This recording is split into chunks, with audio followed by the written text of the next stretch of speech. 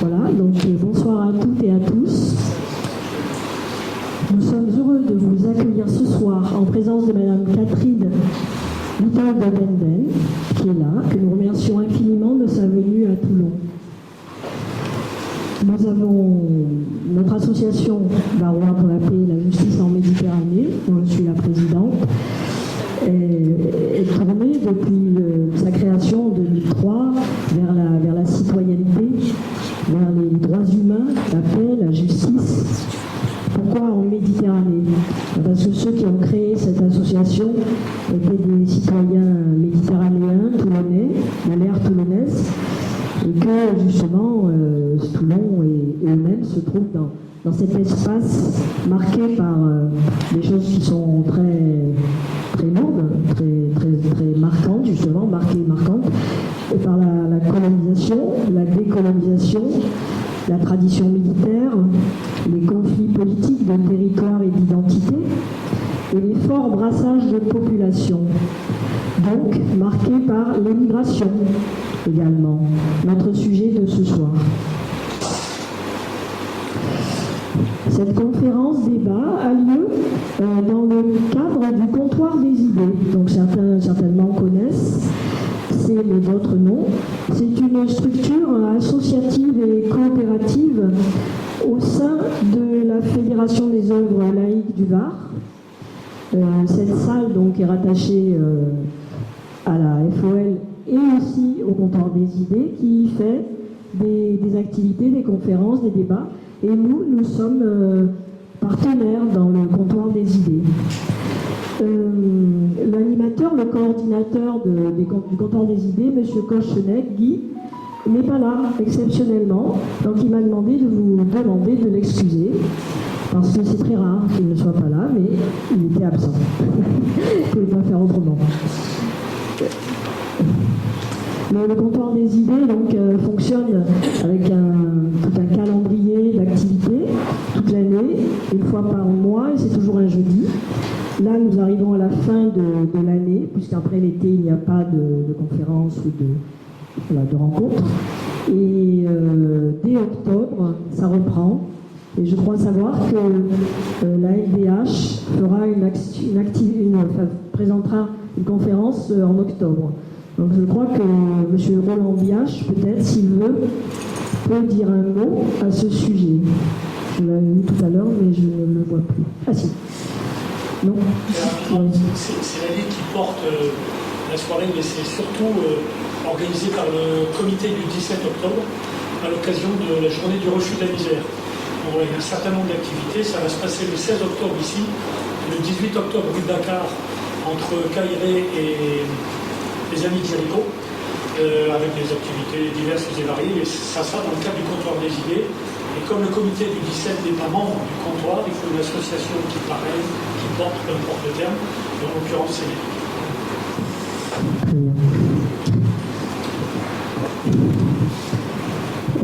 Oui, je voulais vous dire aussi que si les objectifs, les actions, la mobilisation, l'engagement de notre association, Varois pour la paix, la justice et la Méditerranée, vous intéressent, ou si vous découvrez ce soir que ça vous plaît, ou ça vous motive, on vous appelle à adhérer à l'association, parce que avec votre adhésion, vous faites vivre l'association, qui ne reçoit aucune subvention. Voilà, c'est un message que je vous passe. Merci. Et bon, Madame Vital de Benden, bonsoir. Vous êtes, il me semble que donc on peut bien dire que vous êtes une experte dans le domaine des migrations internationales, enseignante à l'université, chercheur émérite au CNRS, rattachée au CERI, Centre de recherche internationale. Je crois que vous n'avez, comment dire, vous ne désirez pas que je fasse un grand déroulé de tout ce que vous avez fait. Donc, je vais passer la parole à Christophe Baconin, membre de VPJM, qui est là, afin de lancer les idées ou les questions qui vont nourrir cette conférence débat avec nous tous. Je vous remercie.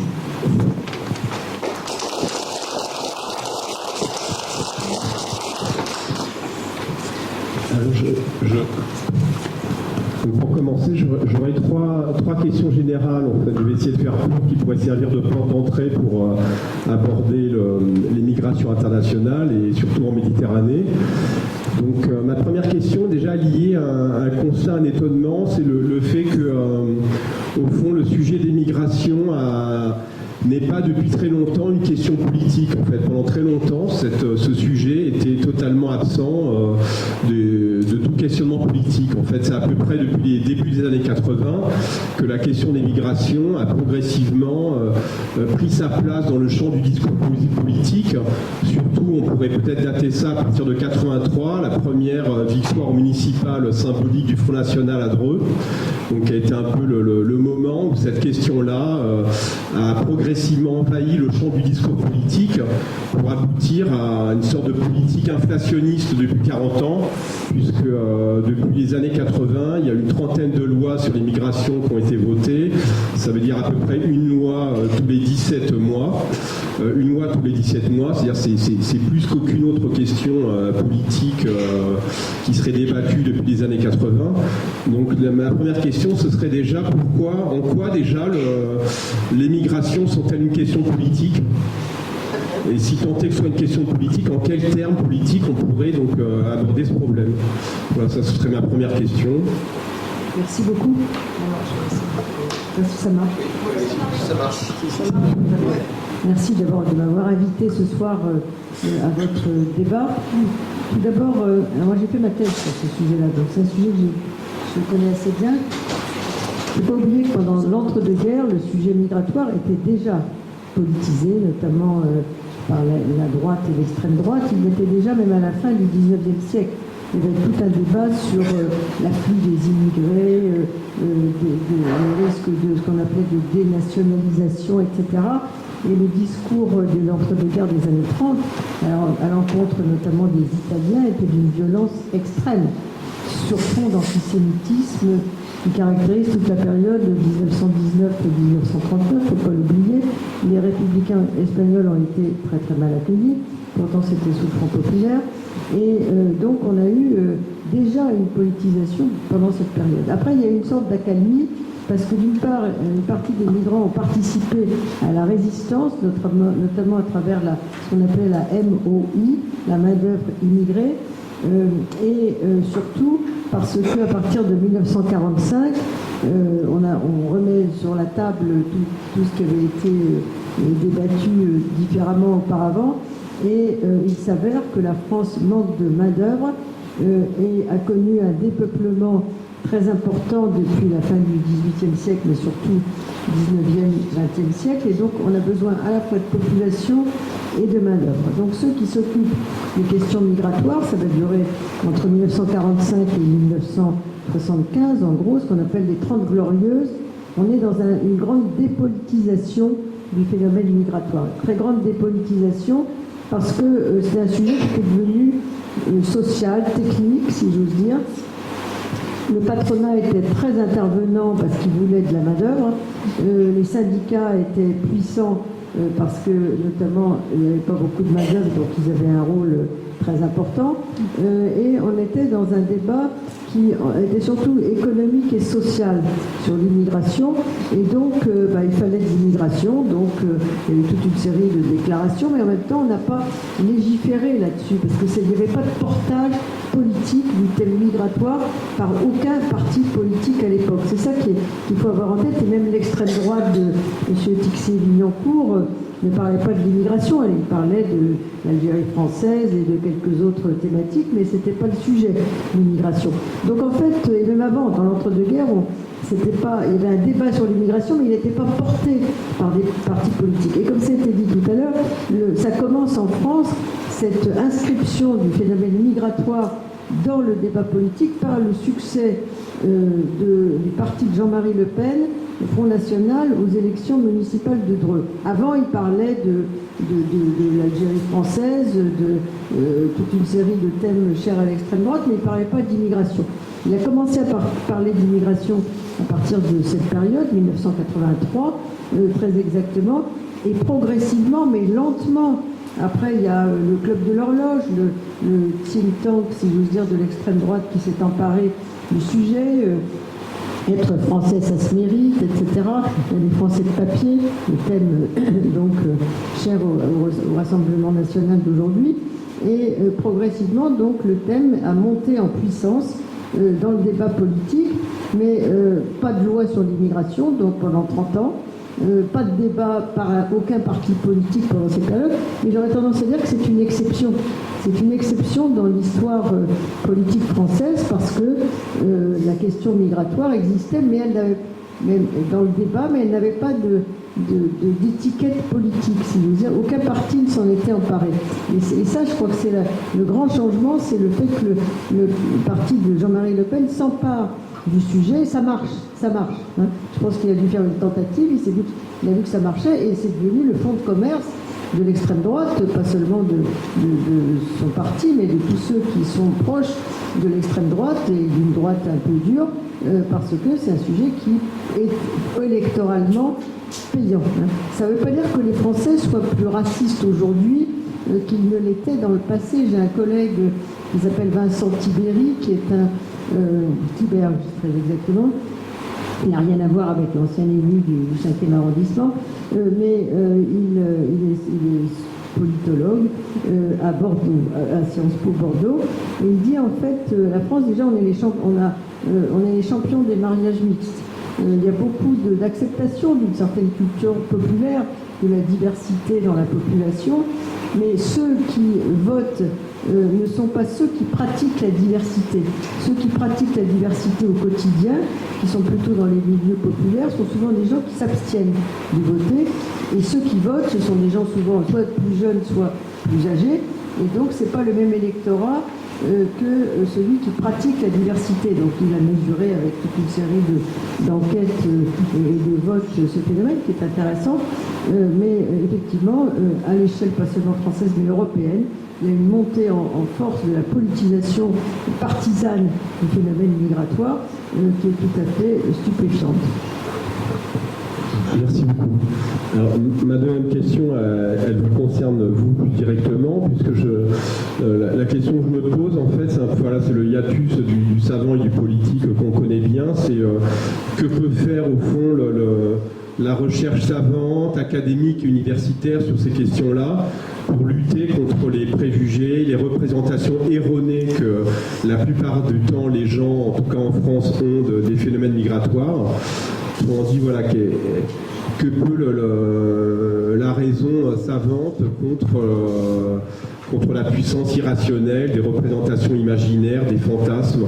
Voilà, on se demande s'il y a un espoir que ce travail de recherche très efficient puisse avoir des conséquences positives sur ces représentations. Alors, merci beaucoup de cette question. Effectivement, c'est mon sujet. On a l'impression de ne servir à rien, si j'ose dire, puisqu'on se dit on a 30 ans ou 40 ans de recherche derrière nous, et je parle pour moi, mais c'est vrai pour beaucoup de mes collègues de ma génération, comme Patrick Veil, comme Gérard Noiriel et beaucoup d'autres qui sont très connus. En fait, on a l'impression que ça n'a pas joué. Je pense que si, quand même, hein, parce que la première chose que je dirais, c'est quand on a vu l'arrivée en Europe des pays de l'Est, qui n'avaient jamais entendu parler des questions migratoires, ni des sujets de discrimination, on s'est aperçu que le fait qu'on ait enseigné ces phénomènes, notamment la sociologie de discrimination et quelques autres thématiques relatives à l'immigration, il y a une certaine incompréhension à l'Est de voir que l'Europe de l'Ouest était confrontée à ce problème et donc était confrontée à la thématique de la diversité, du multiculturalisme, etc., qui a été très mal vécu dans beaucoup de pays de l'Est, comme on peut le constater encore aujourd'hui. Je pense que c'est l'effet d'un défaut d'éducation. Donc moi je crois quand même beaucoup à faire ce qu'on fait ce soir, c'est-à-dire de débattre sur ces sujets. Ça permet de faire un peu la part de ce qui est rationnel et ce qui ne l'est pas. Je crois que c'est très très important. Il y a une très grande méconnaissance du phénomène migratoire dans l'ensemble de la population, parce que en fait c'est un phénomène qui pour beaucoup n'a pas été enseigné à l'école. moi, j'ai jamais eu de cours sur l'immigration au lycée. À Sciences Po, même pas. Mon directeur de thèse disait que c'était un sujet qui n'avait pas beaucoup d'avenir.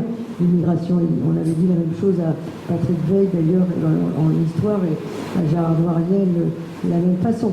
Donc c'était des sujets nouveaux, mais qui n'existaient pas en tant que tels. Il n'y a pas de livre sur l'immigration, c'était un bout d'histoire sociale, un bout de sociologie, un bout mais il y a un découpage qui ne créait pas le thème migration en tant que tel.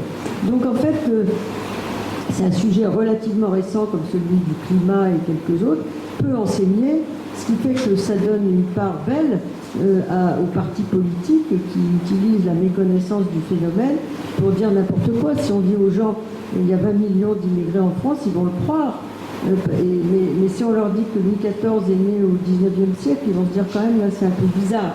Mais sur l'immigration, on peut raconter n'importe quoi. Donc, parce qu'il y a une méconnaissance, je crois. Ça, c'est un phénomène, mais pas seulement dans l'opinion publique, chez les décideurs. Alors, on en parlait tout à l'heure quand ils arrivaient, une méconnaissance de comment fonctionne l'immigration qui est colossale, si je veux dire.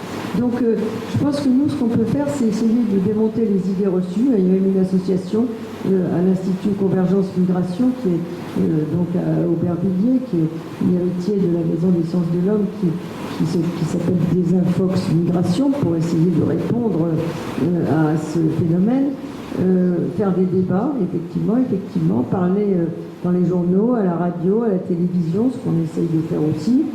François Héran, qui est professeur au Collège de France sur les questions, ça s'appelle Migration et Société, son cours, il a été menacé de mort. Hein. On lui a dit qu'il mentait quand il a commencé à parler d'intégration. Au début, il parlait de chiffres, etc. Donc ça passait pour le public du Collège de France. Et puis après, il a dit, je vais maintenant parler de comment ça marche, l'intégration, etc. Qu'il mentait. Alors, François Héran, il est quand même nord-indien, agrégé de philo, anthropologue, il a été directeur d'une section à l'INSEE, directeur général de l'Institut national démographique et maintenant professeur des collèges de France. Qu'il mentait, c'était un woke islamo-gauchiste, vous voyez un peu.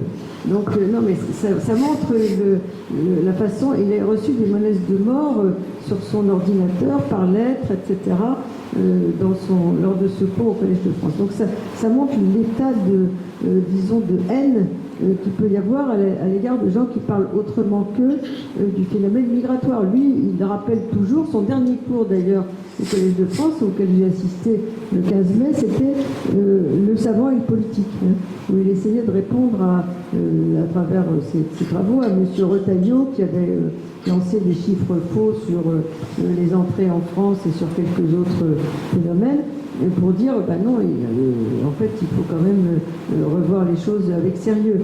Donc je pense que ce qu'on peut faire, c'est montrer qu'on fait un travail tout à fait sérieux. On n'est pas du tout dans un registre, disons, qui ne serait pas celui du sachant, je dirais même pas le savant, mais sachant. Le problème, c'est qu'on ne se rencontre pas. Les politiques, tout ce qu'on dit, ça ne les intéresse pas. Ils ne savent pas très bien ce qu'on écrit d'ailleurs. Même si on essaye d'écrire assez clairement dans l'ensemble, ils sont dans la recherche de ce que pense l'opinion. Donc les sondages d'opinion, la montée de l'extrême droite, c'est leur radar, si j'ose dire, pour définir les politiques migratoires et puis s'afficher chaque fois qu'ils sont ministres avec une nouvelle loi pour dire on fait quelque chose. Vous voyez, vous demandez de la sécurité, on vous offre de la sécurité. C'est un peu ça la réponse des politiques, mais qui n'a rien à voir avec une approche rationnelle des questions migratoires qui supposerait de se pencher sur le marché du travail, la démographie, le contexte international, etc. Donc le nombre d'erreurs commises par les politiques est colossal, mais comme ils ne rencontrent jamais les chercheurs, il ne faut pas être étonné. Moi, j'ai un collègue qui était à Oxford qui avait écrit un article « Pourquoi les politiques d'immigration échouent ?» Ils échouent parce que la plupart des décideurs sont complètement hors d'une approche rationnelle du phénomène. Ça ne les intéresse pas d'ailleurs. Ce qu'ils veulent, c'est gagner des élections, c'est se faire élire, etc. À travers soit leur parti, soit des consultations locales ou nationales. Merci beaucoup. Donc, j'avais une troisième, dernière question introductive avant de vous laisser faire votre exposé. Donc je voulais revenir juste, c'était une question que je me posais concernant les contradictions entre la morale et la politique, en fait, puisque d'un côté, il y a en France un très riche tissu d'associations, de citoyens qui sont engagés au quotidien pour faire vivre les valeurs de l'accueil, de la solidarité, donc beaucoup plus diffus, riche qu'on imagine, partout en France. Et de l'autre côté, on assiste à des politiques migratoires qui, depuis des années, de manière tout à fait éhontée, s'accompagnent de violations considérables des droits de l'homme, qui donc imposent aux migrants des conditions de vie infrahumaines. Donc en fait, on a d'un côté des politiques totalement hors sol dont les conséquences morales humaines pour les migrants sont catastrophiques, et de l'autre côté, des citoyens solidaires qui ne sont pas écoutés, qui ne sont pas entendus, dont beaucoup sont dans la salle, et qui d'ailleurs qu'instrumentalisent très souvent l'État, en fait, puisque l'État ne prenant pas en charge les questions d'accueil et de solidarité, ce sont ces citoyens au quotidien qui les prennent en charge. Donc il y a une espèce de divorce total entre la morale et la politique. Voilà, je me demandais, est-ce qu'il faut aborder la question des migrations en opposant la morale ou la politique, ou est-ce qu'il faut penser une politique autrement? Enfin, est-ce que cette contradiction est dépassable? Voilà. Il y a beaucoup de problèmes, de contradictions, effectivement, entre la morale et la politique, l'éthique et la politique, puisque en fait, le travail de terrain des associations, le travail que vous faites d'ailleurs est totalement ignoré ou partiellement ignoré des décideurs, ça ne les intéresse pas. En réalité, un peu comme ce que font les chercheurs, ils mettent tout ça dans le même groupe, ils vont essayer de faire autre chose et qui correspond peut-être à leur cercle. Et aussi le fait que les politiques ne rencontrent pas les chercheurs. Il y a beaucoup de pays où les politiques et les chercheurs se connaissent très bien. En France, ils ne sont pas nécessairement sortis des mêmes voies, du fait que beaucoup de décideurs sont sortis des grandes écoles d'ingénieurs, par exemple, et donc ou de l'ENA, mais ils ne connaissent pas tellement le monde universitaire en réalité, qui est celui des chercheurs. Et donc ce sont deux groupes qui s'ignorent d'une certaine façon par méconnaissance aussi. Alors qu'en Angleterre, ils sont tous sortis par les mêmes universités, dans beaucoup d'autres pays européens aussi. Donc je crois que ça accentue le phénomène de méconnaissance et de désintérêt mutuel entre les uns et les autres, mais avec des contradictions morales colossales. Est-ce qu'on peut accepter, au nom du contrôle des frontières, qu'il y ait 3000 morts en moyenne chaque année en Méditerranée, et peut-être plus pour ceux qu'on n'a pas identifiés? Est-ce qu'on peut accepter qu'au nom du contrôle des frontières, on ait des enfants qui dorment dans la rue, par exemple? Ça, c'est des sujets essentiels, que des familles soient séparées parce qu'on a décidé de renvoyer les parents et que les enfants restent sur place, comme ça a été fait aux États-Unis dans le mandat de Donald Trump, première version. Est-ce qu'on peut accepter, il y a un nombre de contradictions colossales en la matière, surtout que la migration dans l'ensemble c'est quelque chose de positif, c'est surtout ça ce que dit souvent François Héran, et là-dessus j'abonde dans son sens. La migration c'est quelque chose de banal, je vous le montrerai tout à l'heure, c'est banal et c'est positif dans l'ensemble. Tous les travaux qui ont été faits par les chercheurs là-dessus montrent que globalement l'immigration c'est tout à fait bénéfique pour les migrants, pour les pays de départ, pour les pays d'accueil, etc. Et le fait que ça marche électoralement, de dire que c'est pas du tout bon, que c'est négatif, accentue cette approche haineuse, si j'ose dire, dans laquelle on est installé, pas seulement en France, mais dans beaucoup d'autres pays du monde aujourd'hui.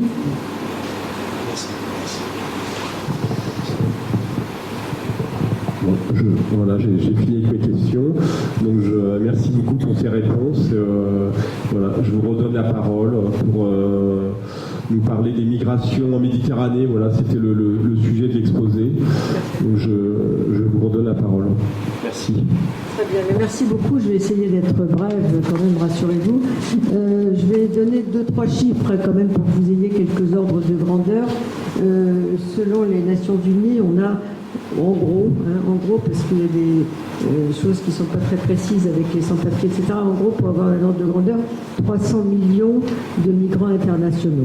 Ça représente 3,7% de la population mondiale aujourd'hui, ce qui est peu en réalité. On peut se dire pourquoi finalement il y a si peu de migration compte tenu de tout ce que je vais vous dire.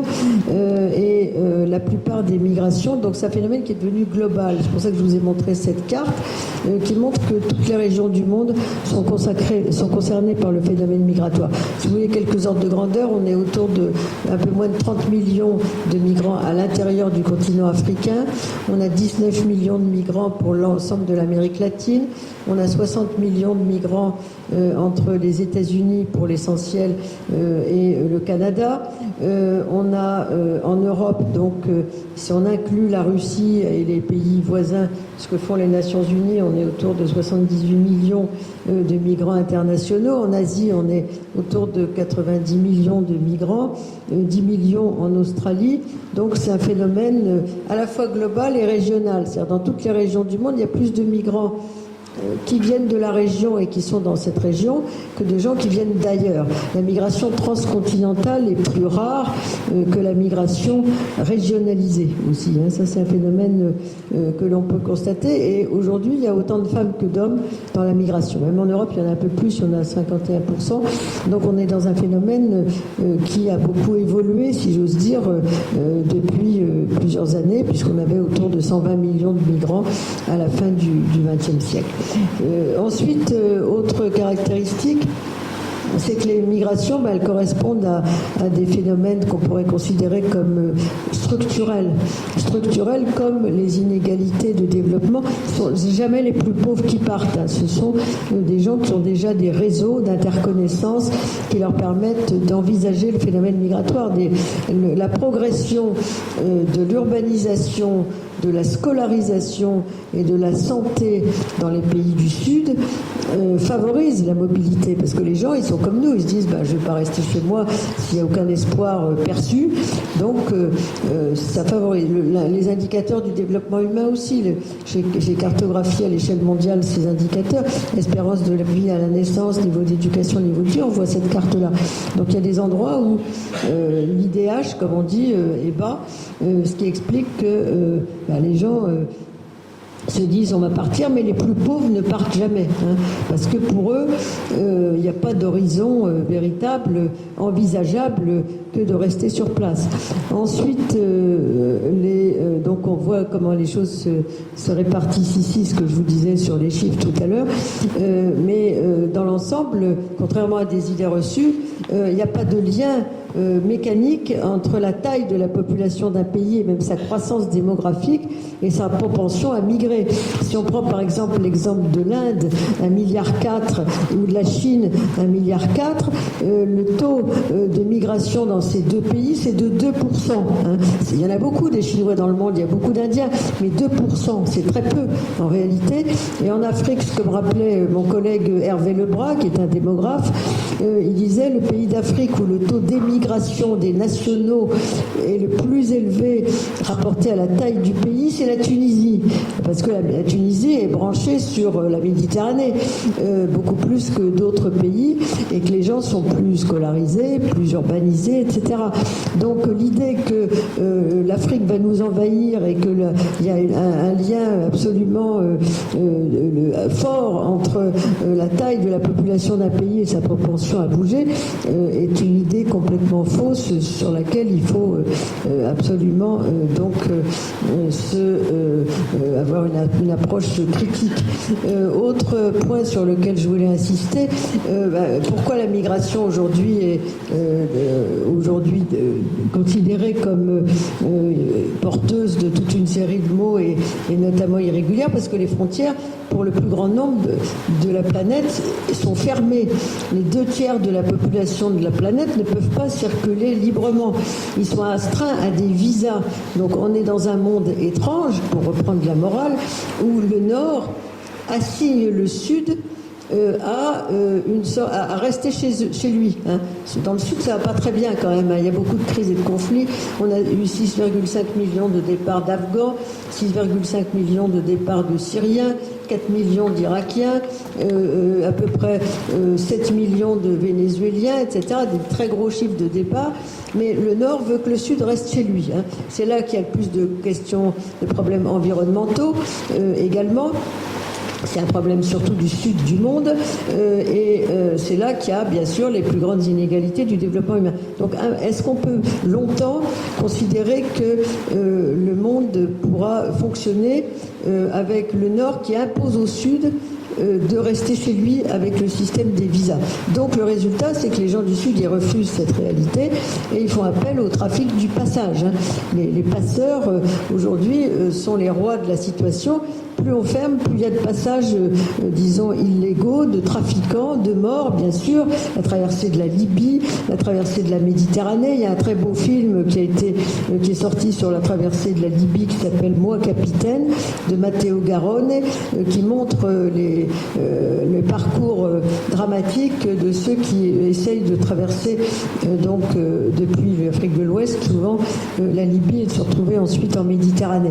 Donc tout ça, ça fait parler beaucoup d'autres situations dramatiques. La traversée du Mexique est particulièrement dangereuse jusqu'à l'arrivée aux États-Unis. Donc tout ça, c'est un phénomène qui est le résultat de frontières fermées pour le sud du monde. Et on est très très loin de l'idéal kantien, puisque mon collègue est philosophe, du citoyen du monde, du citoyen universel, où il y aurait un droit de visite partout dans le monde sur une terre qui nous appartient d'une certaine façon. Autre phénomène également, je voulais montrer, alors je ne sais plus parce que je ne vois plus très bien ce qu'il y a là-dessus, sur les réfugiés. On reviendra sur l'Europe et puis on va attaquer quand même la situation de la Méditerranée. Je voulais juste montrer quelques cartes globales. Les visas. Voilà, les visas, il y a une hiérarchie extrêmement claire. Si on est japonais, singapourien, on peut aller presque partout dans le monde. Si on est afghan, somalien, érythréen, on peut quasiment aller nulle part. Hein. Les gens disent on a des passeports qui ne valent rien, parce qu'avec notre passeport, on peut aller que dans des pays voisins, aussi pauvres et aussi mal gouvernés que le nôtre, ce qu'on appelle des pays à risque migratoire. Donc la seule solution, si on veut bouger, ce sont les passeurs. Ensuite, quelques autres phénomènes que je voulais montrer très rapidement. Les phénomènes de réfugiés, on a eu beaucoup de réfugiés ces derniers temps, comme vous le savez, une montée qui a dépassé les 100 millions à l'échelle mondiale sans beaucoup de solutions. Là, c'est les Palestiniens, mais pour beaucoup, seulement, même pas le quart, ont un statut de réfugié. Donc beaucoup sont soit demandeurs d'asile, soit une protection temporaire, une protection humanitaire, des statuts extrêmement précaires, malgré la montée en puissance du nombre de gens qui sont ce qu'on appelle migrants forcés à l'échelle mondiale. Je rappelle que les déplacés environnementaux aujourd'hui n'ont aucun statut. Ensuite, je ne vais pas m'étendre plus longtemps, il y a des régions du monde qui sont aussi au sud des régions d'immigration très fortes, comme par exemple le Golfe, troisième région migratoire au monde, avec quasiment aucun droit pour celui qui n'est pas travailleur. Son séjour est lié à son temps de travail et dès que son temps de travail est terminé, il n'a plus aucune légitimité à se maintenir sur le territoire. Les moins qualifiés n'ont aucun droit au regroupement familial. Aucun droit, bien sûr, ni d'association, ni de syndicalisation, etc. Le sort des femmes est particulièrement dramatique. Il y a eu des femmes qui ont été tuées, violées parmi les domestiques philippines dans plusieurs pays du Golfe.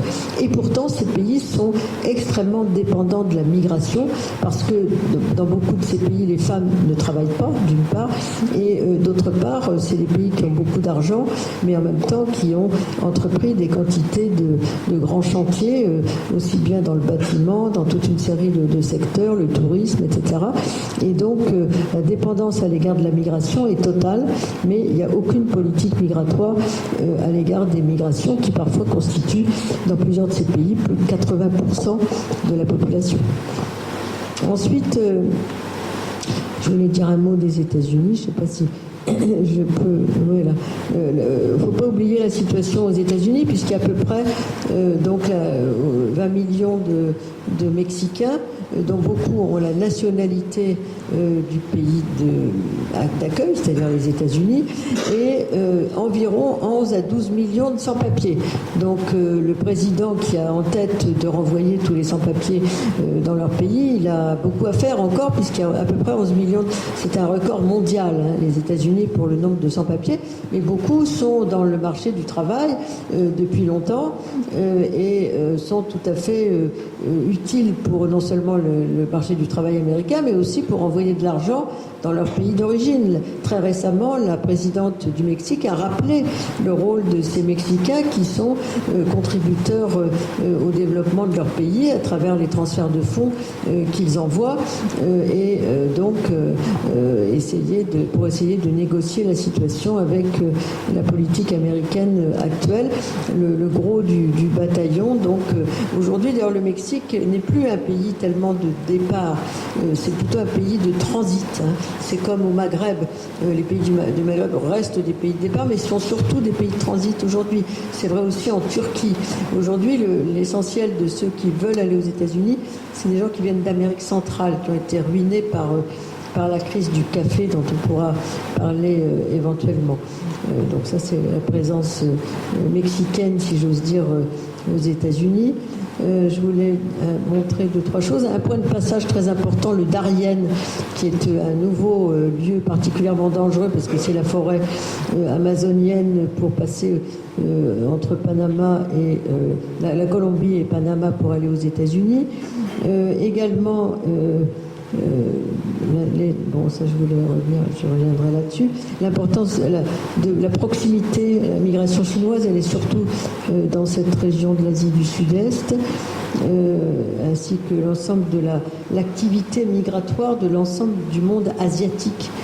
Si on était cohérent avec des discours qui consistent à dire plus il y a de population, plus il y a de migration, on devrait avoir énormément d'Asiatiques chez nous, ce qui n'est pas vrai, parce qu'en fait, les réseaux migratoires sont souvent les phénomènes les plus importants pour expliquer la migration.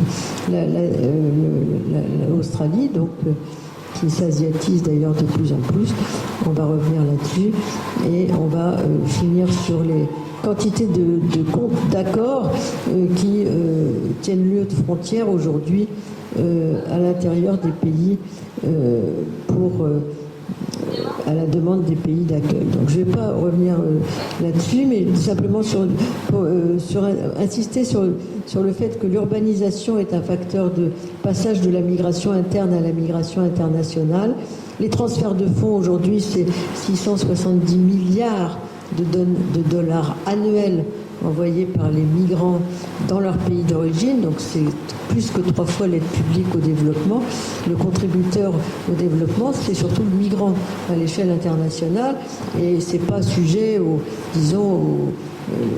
hésitations de tel ou tel donateur de l'aide au développement, donc plus que 3 fois l'aide publique. Et puis je voulais insister, donc les politiques d'aide au développement, voilà, sur quelques points.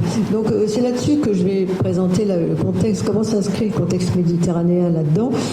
Tout d'abord, on m'a demandé de parler un peu de l'histoire de migration en Méditerranée. Il y a un atlas dont on parlait tout à l'heure qui est sorti, qui a été publié par la Maison méditerranéenne des sciences de l'homme, qui s'appelle Atlas des migrations en Méditerranée de l'Antiquité à nos jours, qui est sorti, auquel j'ai participé, et qui est sorti en 2021, qui est un très beau livre avec des illustrations depuis l'Antiquité à nos jours précisément, pour montrer que la Méditerranée a toujours été un espace de mobilité mobilité.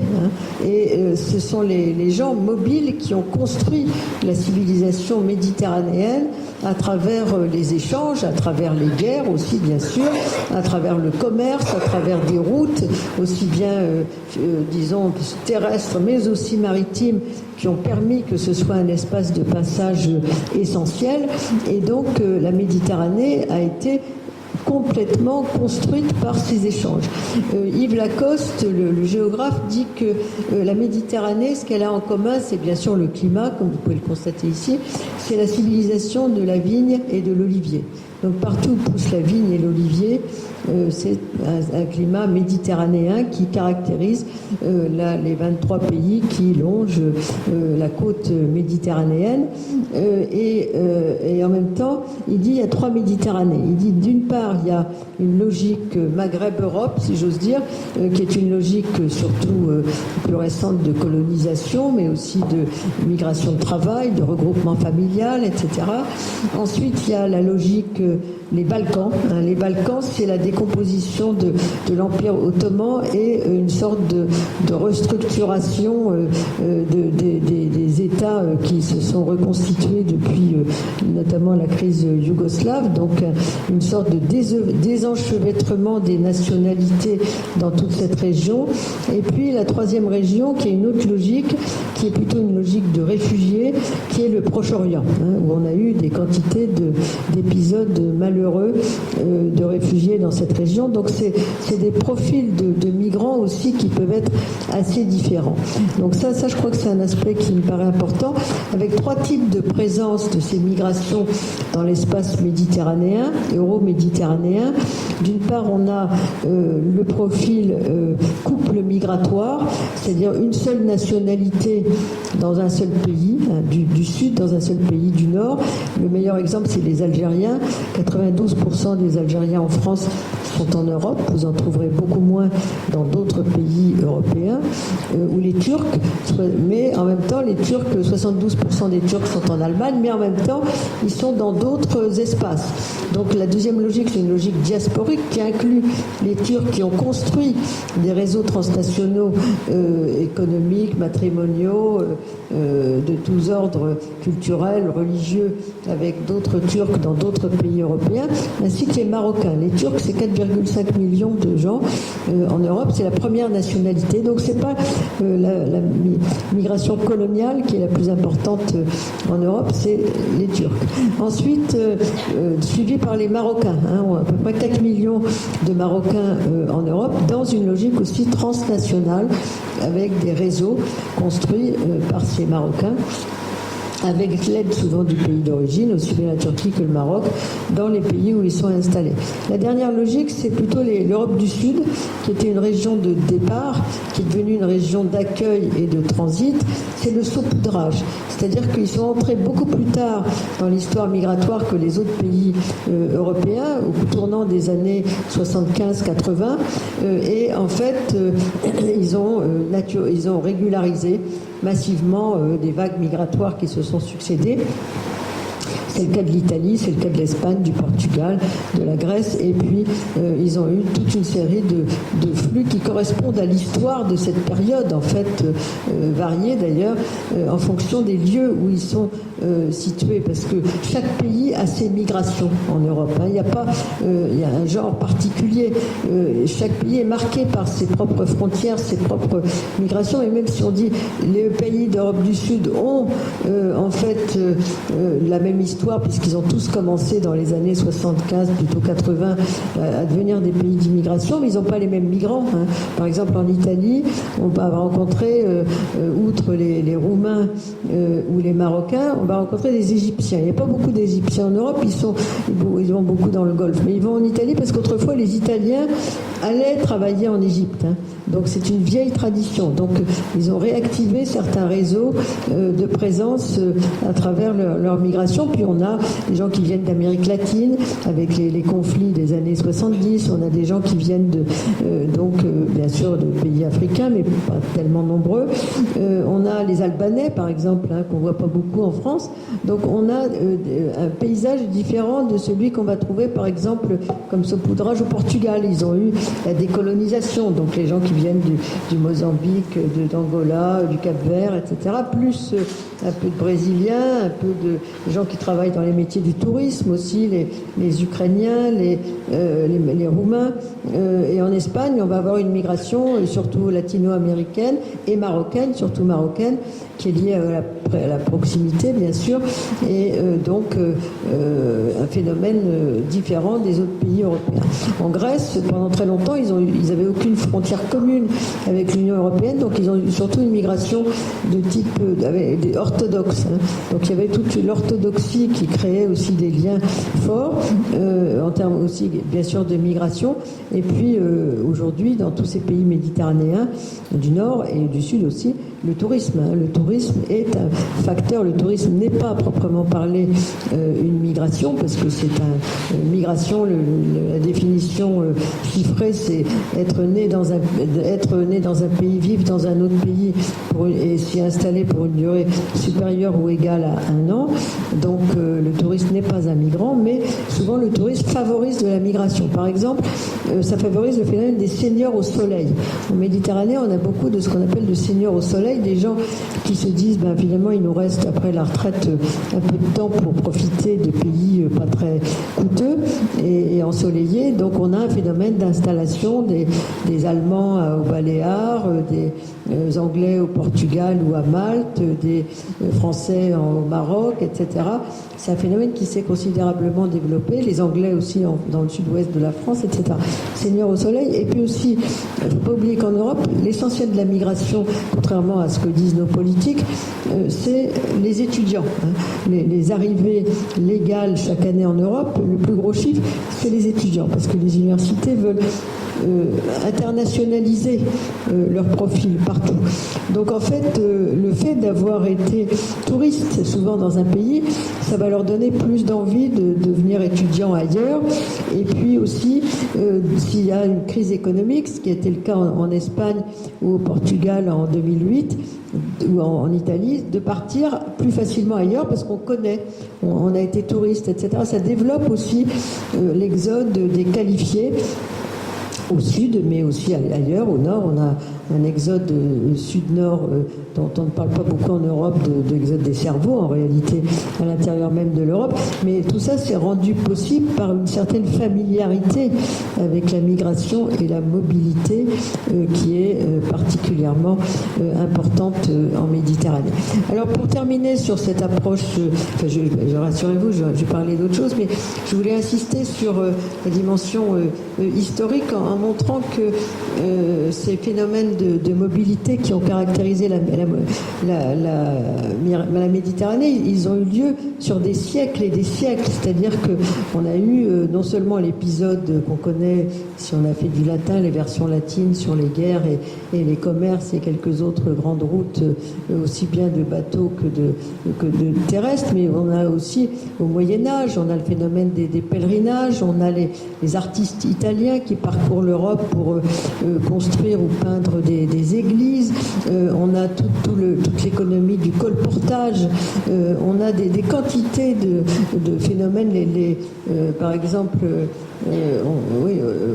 qui arrive à la Méditerranée, elle allait aussi jusqu'à Venise, Istanbul, Constantinople, etc.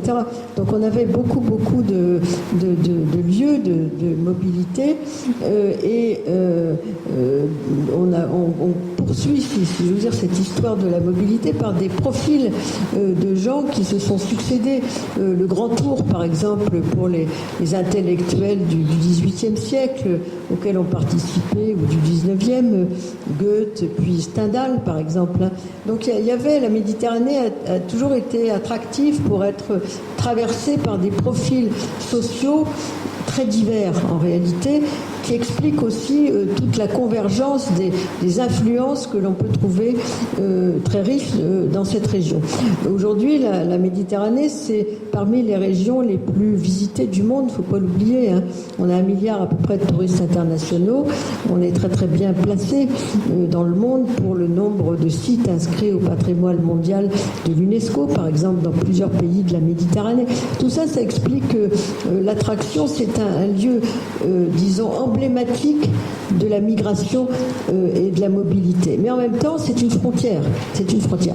Alors, si on regarde du côté du nord, donc, de la Méditerranée, on va s'apercevoir qu'aujourd'hui, les pays, les situations migratoires, donc, en Europe du Nord, sont caractérisées par le fait de centrer leur politique sur le contrôle des frontières. Hein. Donc, je ne vais pas vous parler de Schengen, qui fête d'ailleurs, qui est né en 1985, donc qui est en train de fêter ses 40 ans, mais tous les instruments de Schengen, Frontex, le système d'information informatisé, le système d'information Schengen, le CIV, le système intégré de vigilance externe autour des frontières, notamment espagnoles, enfin tous les instruments de l'Europe migratoire se sont construits autour de Schengen, avec l'idée initiale, c'était favoriser la migration intérieure, mais progressivement, la dimension contrôler les frontières extérieures de l'Europe, notamment en Méditerranée,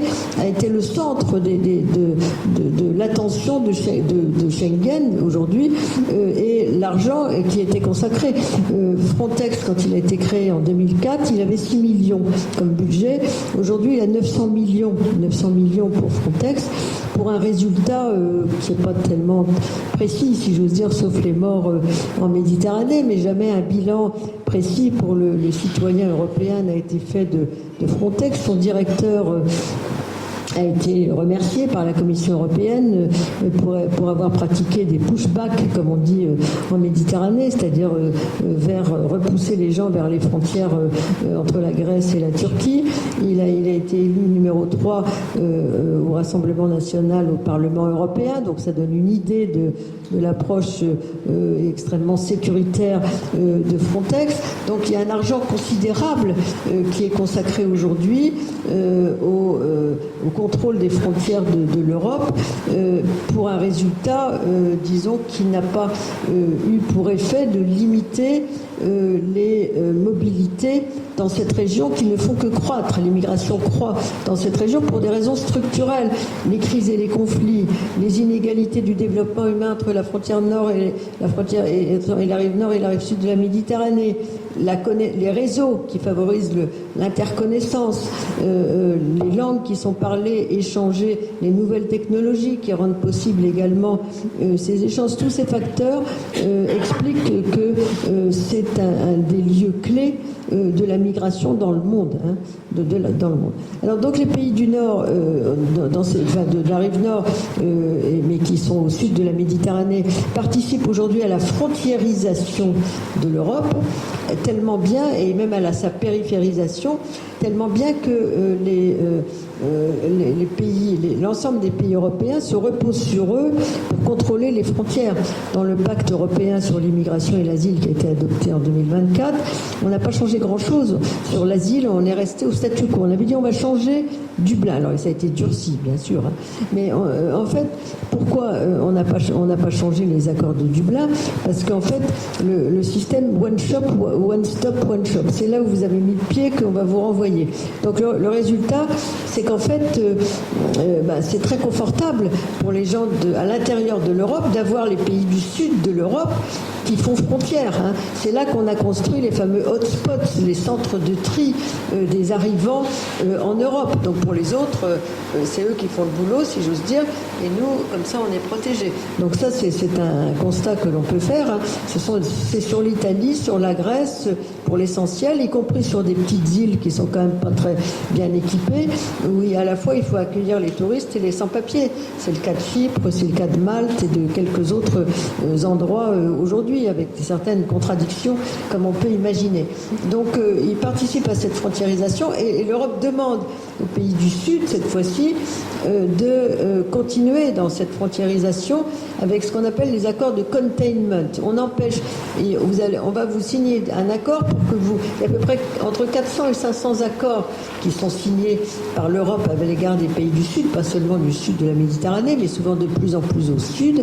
Ces pays deviennent des pays de transit, de fait, tout en restant des pays de départ et d'arrivée, sans aucune politique migratoire pour la plupart. Et ces pays donc sont poursuivis en permanence par l'Europe pour signer des accords de bi- ou multilatéraux de containment, empêcher les gens de partir. Hein. Donc ça, c'est ce que doit faire la Tunisie, la Libye, le Maroc, l'Algérie, et puis bien sûr on a signé avec l'Égypte et quelques autres. Donc bon, et aussi, mais il faut accepter le renvoi, l'externalisation de la frontière. La frontière, elle est à distance, mais on va prendre des accords de reconduction. Hein. C'est tout le débat qu'on a aujourd'hui en France avec notre ministre de l'Intérieur, qui est crispé sur l'histoire des accords de reconduction. Il avait dit que quand il a pris ses fonctions, qu'il y aurait 100% de sans-papiers qui seraient reconduits, qu'il y avait des OQTF qui seraient reconduits chez eux. Aujourd'hui, on en est à 8%. Donc c'est pas très facile, parce qu'il faut tout négocier. Hein. Ça coûte très cher aussi la reconduction. Donc en fait, on croit à peu près 3 000 € par personne, donc on ne peut pas reconduire tout le monde, surtout que la plupart de ces gens, ils travaillent, ils sont dans les secteurs tout à fait clés de l'économie. Ensuite, les autres points sur lesquels je voulais insister, c'est qu'il y a eu des tentatives de construire quand même quelques dialogues euro-méditerranéens. D'abord, l'euro-méditerranée, c'était un peu une sorte d'invention, si j'ose dire, une invention. Il y a eu une très belle thèse qui a été faite à Aix-en-Provence par Nathalie Ferré sur l'invention de l'euro-méditerranée, parce que finalement, souvent, c'était du bilatéral avec tel ou tel pays. Puis elle dit, finalement, à partir des années 80, on invente l'idée de l'euro-méditerranée qui n'existe pas vraiment, parce que d'un côté, on a l'Union européenne, puis de l'autre côté, on a des pays qui s'entendent pas très bien, comme l'Union du Maghreb arabe, qui est pas très unie, parce que les pays du Sud, ils préfèrent, de la Méditerranée, ils préfèrent dialoguer en bilatéral, souvent avec les pays européens, qu'en multilatéral, et surtout, entre eux, ils sont pas du tout d'accord. Il y a 3 points essentiels qui rendent très difficile le débat, qui sont d'une part la question du Sahara occidental, puisque la frontière avec l'Algérie est fermée depuis fort longtemps, d'autre part la question de Chypre, et ensuite bien sûr le Proche-Orient. Donc c'est pas du tout facile de pouvoir construire un espace euro-méditerranéen. Il y a eu pendant 10 ans une tentative qui s'appelait le processus de Barcelone, entre 1995 et 2005, avec l'idée qu'on pouvait s'entendre sur notamment le commerce, en abolissant un certain nombre de frontières douanières, comme ça avait été fait entre les États-Unis, le Canada et le Mexique, qu'on pouvait avoir également la paix.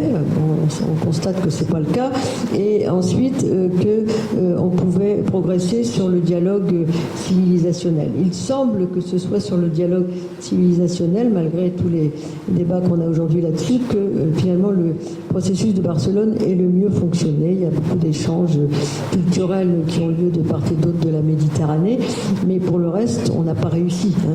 Le commerce favorise aussi la mobilité. Donc on peut pas dire on va substituer la possibilité de commercer plus facilement pour mettre fin aux migrations.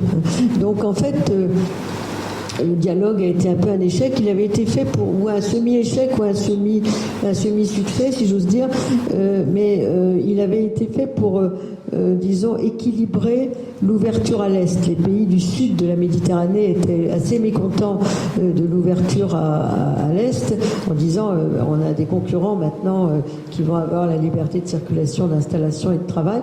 Et donc on avait construit ce dialogue euro-méditerranéen. Mais aujourd'hui, l'Union pour la Méditerranée existe à peine. Elle a son siège discret à Barcelone. Et on ne peut pas dire que ce soit un interlocuteur véritable de la question euro-méditerranéenne. Donc ça, c'est un point sur lequel je voulais insister. Je voulais également insister sur l'énorme question des réfugiés, puisque les réfugiés, ça a été un des cas les plus importants en Méditerranée de mise en question de l'Europe autour de la question de l'hospitalité et également de la solidarité, comme on l'a vu. Et là, l'Europe s'est montrée extrêmement fragile. C'est coupé en deux entre l'Est et l'Ouest du continent. Et aujourd'hui encore, il y a beaucoup de contestations sur cette thématique de l'hospitalité et de la solidarité, avec deux poids, deux mesures. D'un côté, les Ukrainiens, de l'autre côté, les gens du Sud, entre autres les Syriens, les Irakiens, etc. Donc là aussi, la question des réfugiés est particulièrement sensible. Aujourd'hui, la question des Palestiniens le devient également. Il y a des pays qui ont beaucoup accueilli, d'autres quasiment pas. En France, sur les Syriens, la France n'a accueilli que 4% des Ukrainiens, et elle a accueilli à peine, pour les Syriens, l'essentiel c'est l'Allemagne.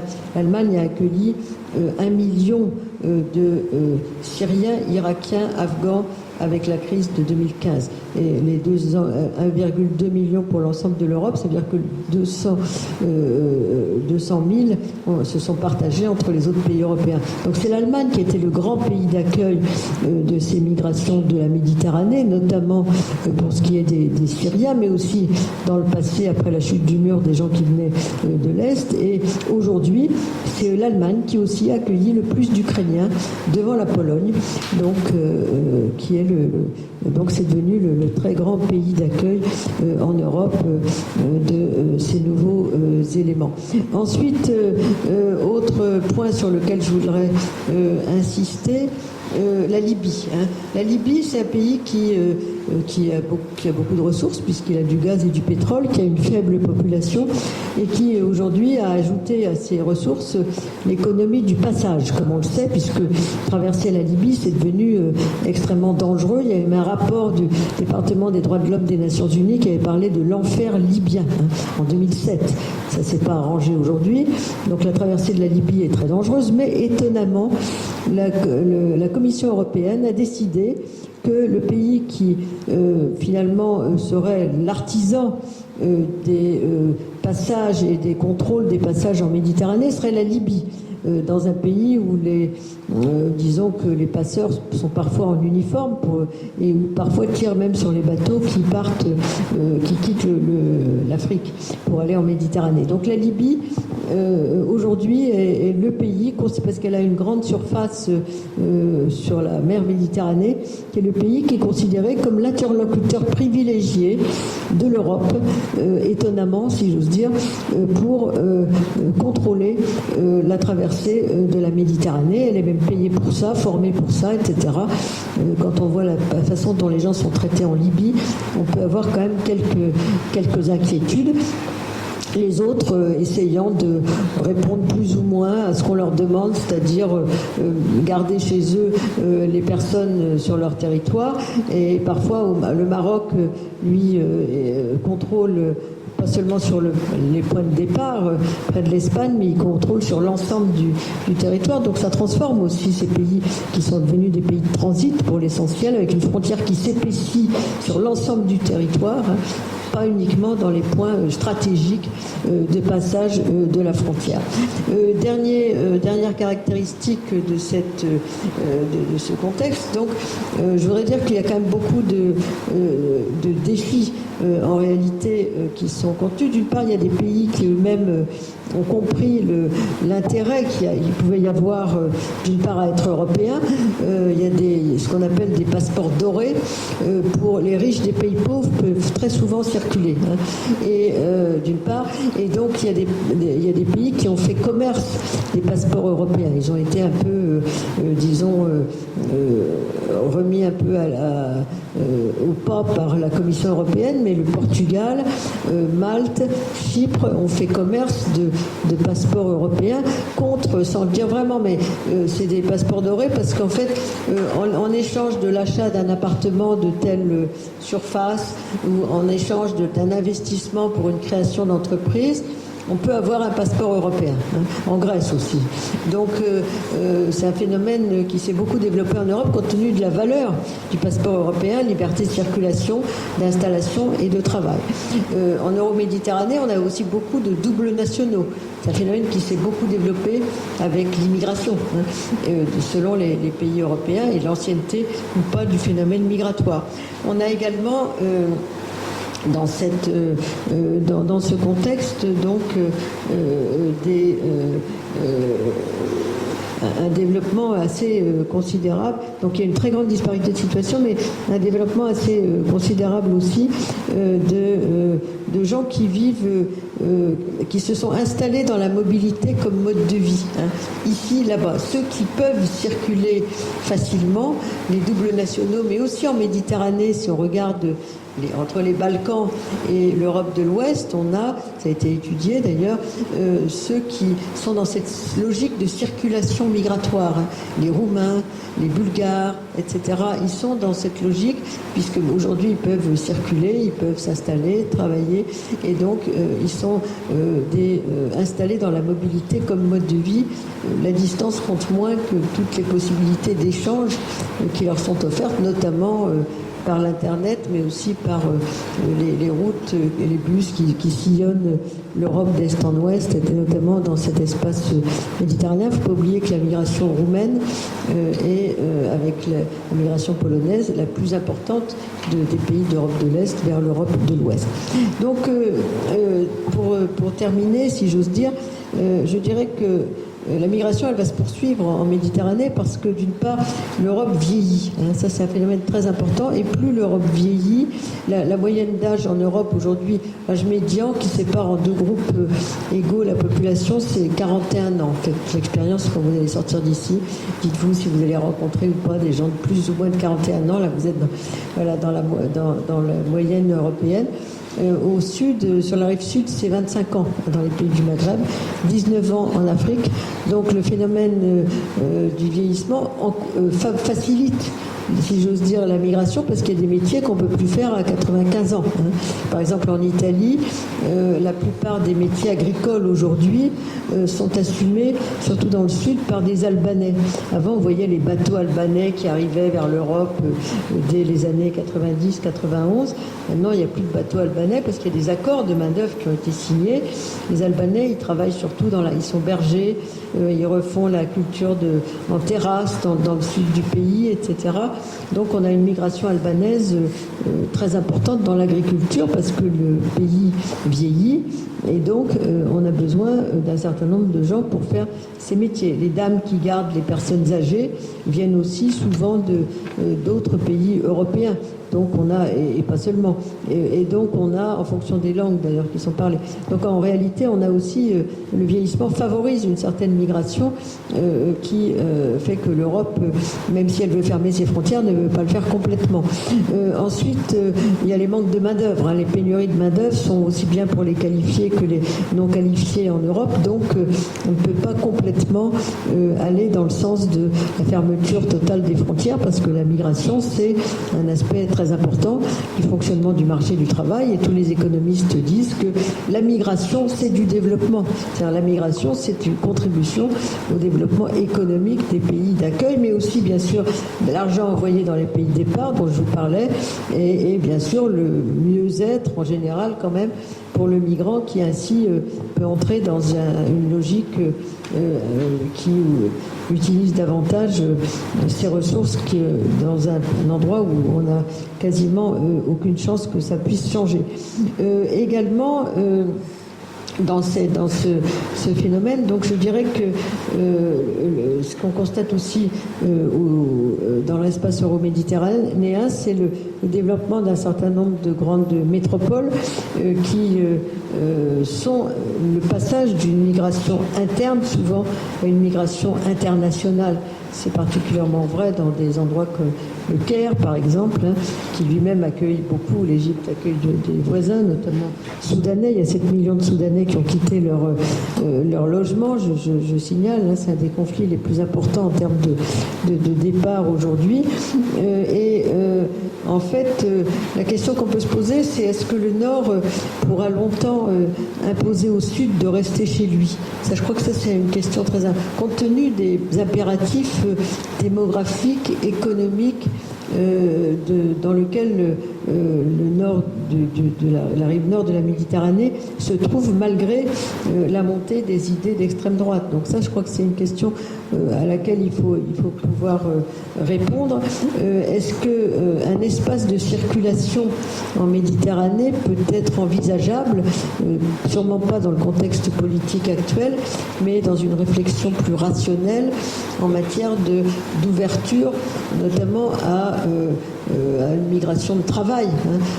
Par exemple, le pacte de Marrakech de 2018 dit pour une immigration sûre, ordonnée et régulière, qui a été décidé dans ce qu'on appelle le multilatéral au niveau des Nations Unies, avec les pays du Sud, les pays du Nord, les quantités d'acteurs sociaux, économiques, etc.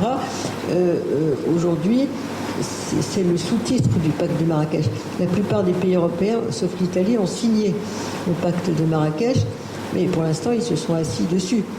L'immigration surordonnée et régulière, on en est encore très très loin aujourd'hui. L'immigration surordonnée et régulière, ça veut dire ouvrir plus les frontières.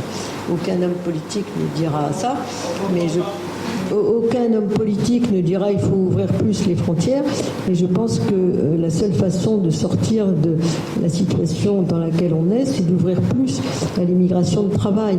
Le pacte européen sur l'immigration et l'asile, en 4 ans, n'a réussi à traiter que de l'asile. Si on traite que de l'asile sans traiter de l'immigration, de travail ou autre, eh bien on ne résout rien, parce qu'il y a un phénomène de vase communicant. Si l'immigration de travail est fermée, nécessairement, les gens vont essayer l'asile, même si beaucoup ne correspondent pas au profil nécessairement de l'asile. Donc en fait, on ne peut rien résoudre si on ne traite pas en même temps l'immigration et l'asile.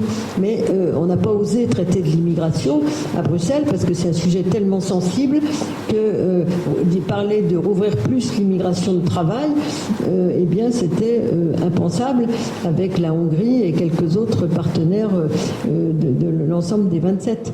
Mais en fait, on n'a rien résolu, on n'a fait que restreindre le droit d'asile dans le pacte européen sur l'immigration et l'asile, et on n'a pas du tout abordé la question à la fois économique et la démographique qui crée aussi la situation économique de la dépendance, de l'interdépendance, si j'ose dire, entre le nord et le sud de la Méditerranée. Donc je terminerai peut-être sur ces perspectives en disant que aujourd'hui la question est particulièrement importante. La Méditerranée, c'est un des points d'observation les plus connus des questions migratoires.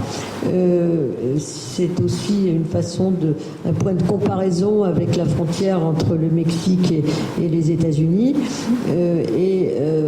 On est aujourd'hui dans une situation de gestion déplorable du contexte euro-méditerranéen, avec les morts en Méditerranée, avec la crispation sur le contrôle des frontières, le coût du contrôle, la négation des droits de l'homme pour l'ensemble des situations qui sont concernées, et sans pouvoir répondre ni à la dimension démographique, ni à la dimension économique du besoin de main-d'œuvre auquel on est confronté.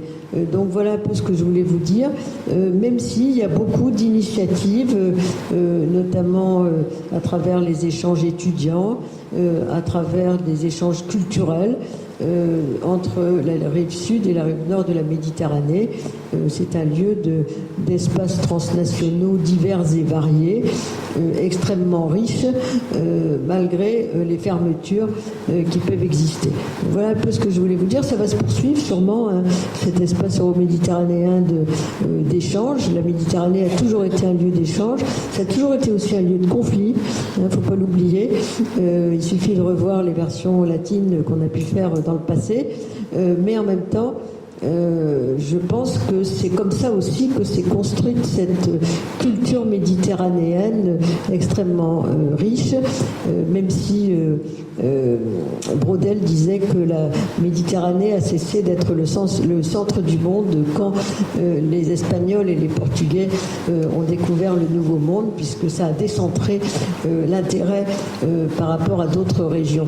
Mais je pense que c'est quand même sans doute un espace d'observation encore extrêmement riche des migrations internationales.